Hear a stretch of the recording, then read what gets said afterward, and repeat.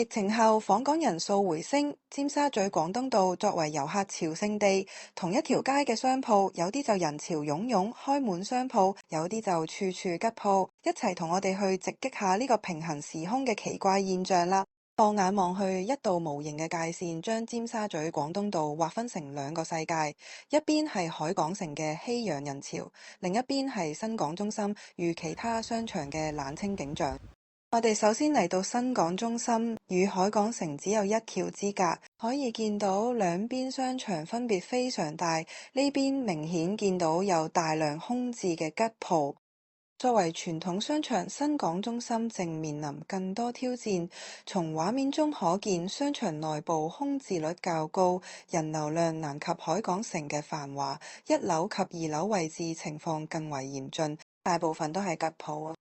美食廣場就照舊有好多市民嚟食嘢啦，而另一個商場曾經都係國際名牌集中地，不過就受到規模限制，依家都出現大量空置嘅商鋪，無論係出邊定係入邊都可以見到大量嘅吉鋪，同以往熱鬧情況好唔一樣。